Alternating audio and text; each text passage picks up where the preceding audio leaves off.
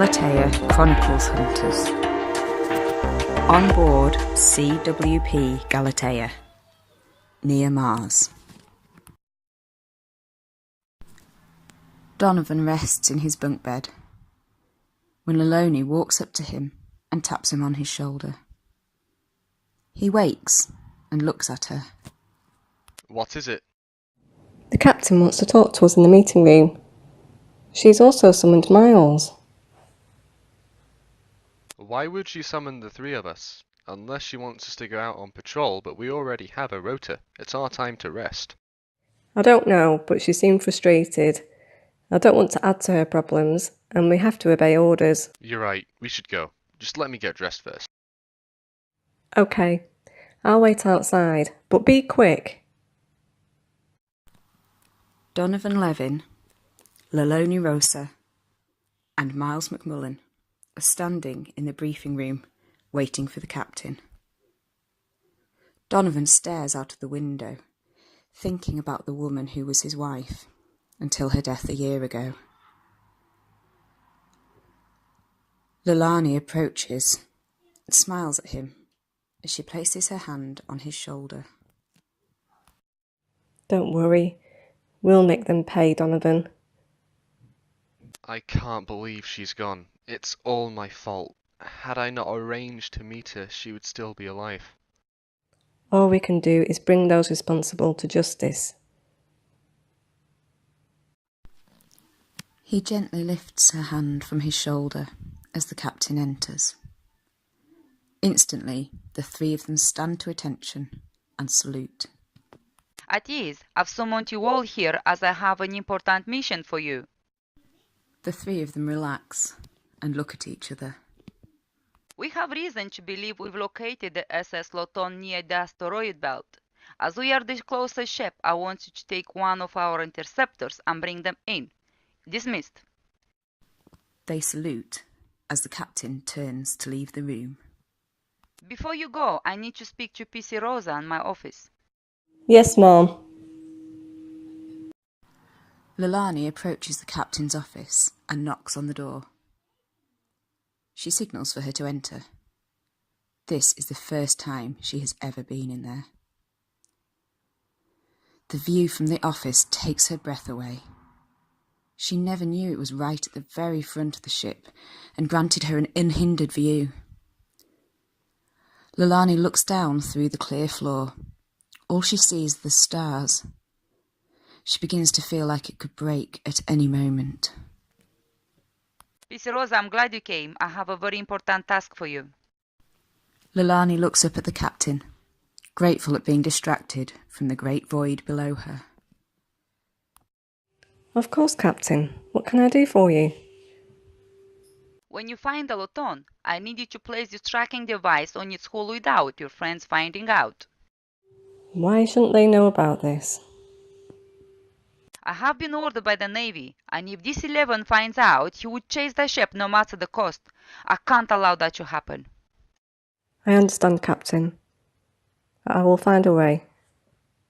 Great. If you might need to do so, there is a promotion ready for you. Thank you, Captain. But what about the others? They don't need to know about this. Just get it done, or the Navy will have our heads. Dismissed. She salutes and leaves the office, glad to be standing on real flooring and not above the void. She quickly hides the device in her pocket and heads to meet the others in the hangar bay. She finds Donovan and Miles waiting for her. It's about time. What did the captain want? Not much. She just informed me my transfer request is declined. I was thinking of joining the Navy. I see. I'm glad she declined. You would have been greatly missed. Oh, thank you. We should head out now. Yes, that would be best. The sooner we leave, the less chance the Latone will escape. Lelani takes her seat at the helm. Donovan and Miles sit slightly behind her on either side. We're receiving the last known location of the Latone. It's on the old mining station, Pioneer. Set course. It will be about 2 hours till we'll get there, so Miles and I will prep our gear. The two of them move to the weapons locker at the back of the ship and start to suit up. Donovan, they must be brought back alive. I know they've caused you great pain. I don't know how you cope losing your wife like that, but we still need them alive. I know, Miles. I've been focusing on my job. That's the only thing keeping me together. I can agree with that. We'll bring them in. After a 2-hour journey, they arrive at the Pioneer. The station looks completely deserted, apart from a few guidance lights flickering on and off around the main hangar. Donovan stands behind Lilani. See if you can make contact with anyone. She nods and activates the radio. This is CWPC Rosa calling anyone on the Pioneer. Nothing but static. Donovan, should I land us?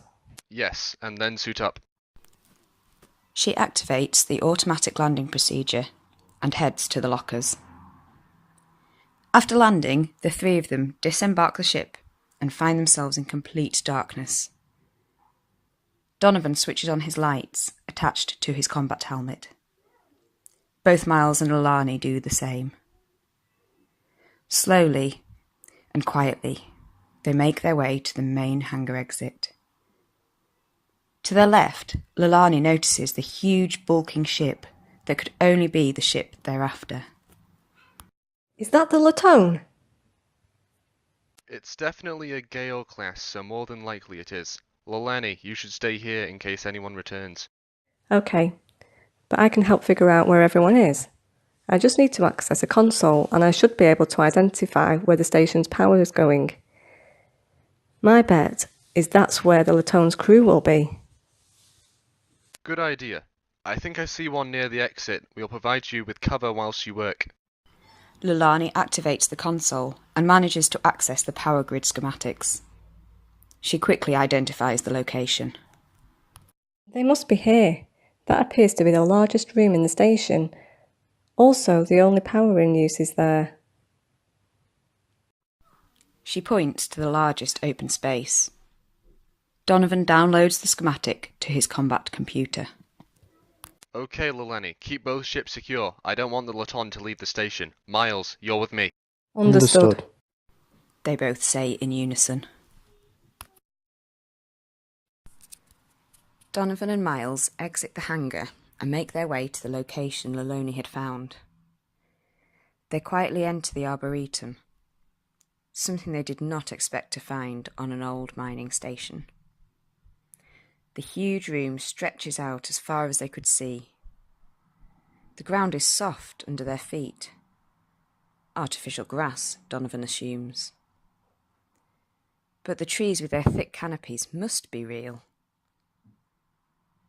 They take a few steps further in and begin to feel water spray on their faces. Miles steps up to the nearest tree, places a hand on it. This is incredible. I would never have thought it would be possible to create something like this, and on a station of all places. Miles, this isn't standard practice of the Commonwealth, and I do believe this station has been abandoned for at least 10 years after most of the rare materials in the area had been mined. So, who created this?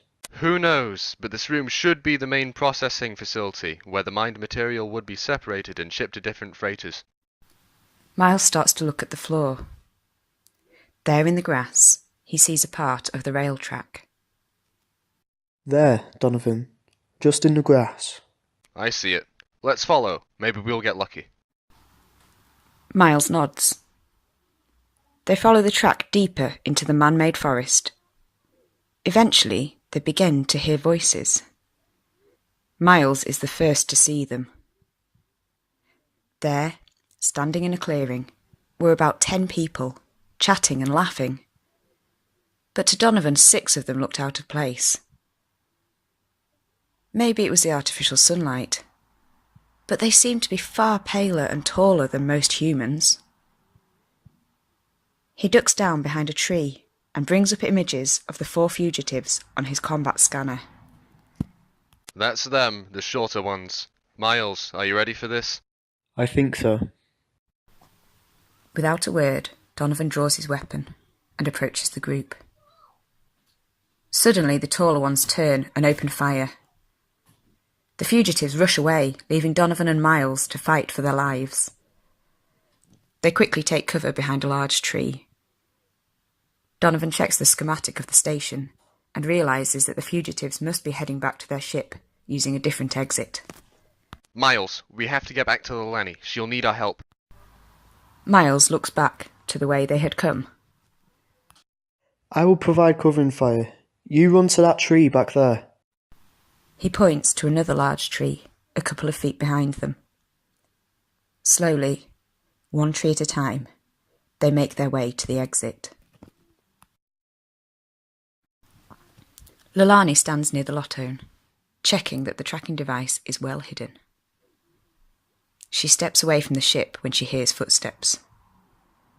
She attempts to draw her assault rifle, but is too slow and is hit by a projectile right in the chest, indenting her armour, knocking her to the floor. Crying out, she reaches for her weapon, now lying on the ground. As she rolls, she takes aim at the unusual-looking man and returns fire. Even in pain, her aim is true and her single shot hits the man. She looks up as the fugitives board the Lotone and power up its engines. As Donovan and Miles enter the hangar, they take aimed shots at the ship, but it's no use. The arm is too thick for their weapons to do any damage. The Lotone flies away.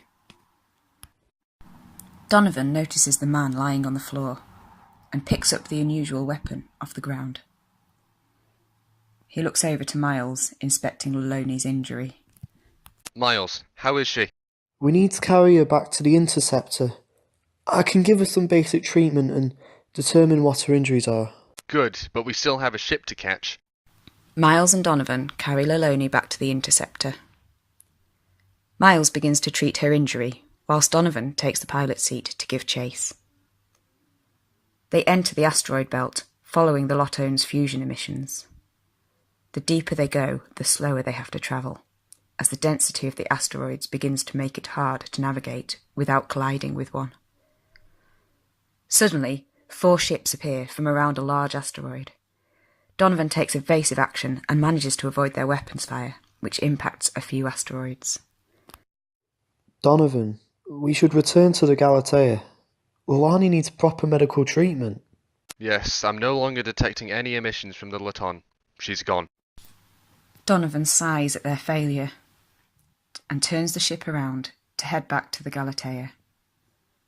For a time, the pirates give pursuit, taking shots at them, which Donovan easily dodges. As they clear the asteroid belt, the pirates turn around and head back to the station. An hour later, they arrive back at the Galatea. Leloni is quickly taken for medical treatment. As the captain approaches her, she whispers something in her ear. Donovan and Miles are too far away to hear. The captain approaches them and eyes up the weapon Donovan is carrying.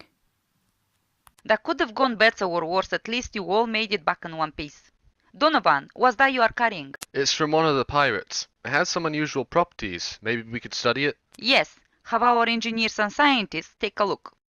What about Lelani's injury? She'll be out of action for a few weeks. Miles, don't worry. She'll get the best treatment and should make a full recovery. What about the Laton? I'm sure we'll catch them, Donovan. It's only a matter of time. You should both get some rest. Tomorrow will be just another day.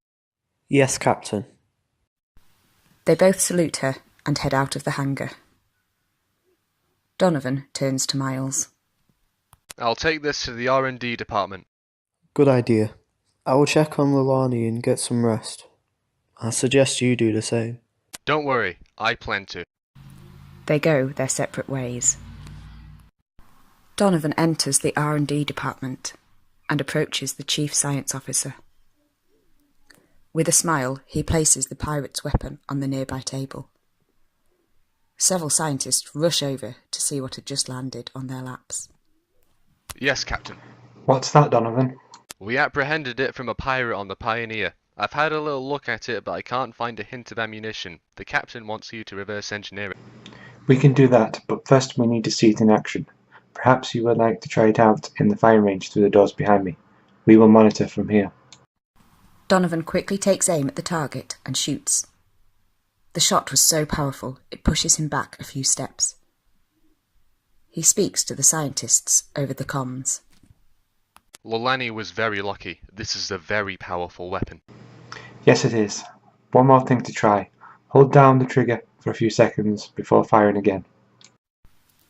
Donovan nods and braces himself before pulling the trigger. After a few seconds, he releases it. This time the shot flings him into the wall and disintegrates the target on impact. That's enough, Donovan. We have our work cut out for us. Please leave the weapon on the table when you leave. He leaves the R&D department and heads to the medical bay to see Loloni. As he enters, he approaches one of the nurses. How is she? The doctor's done all he can for her. It's just a matter of time. Several of her ribs were broken. Good job she was wearing the armour, otherwise she wouldn't have made it. May I see her? Certainly. She is resting in the room behind me. Donovan nods his thanks, knocks on the door and enters. Loloni turns her head to look at him. I'm glad you came. Me too. I can't believe we almost lost you. I've tested out that weapon. It could have definitely killed you. If you don't mind, I'd like to stay here tonight. I don't mind at all. I would like the company. Donovan takes a seat next to her bed. Donovan, you should get some rest. I'll still be here in the morning. He nods, leans back, and closes his eyes. Before long, he enters a nightmarish sleep.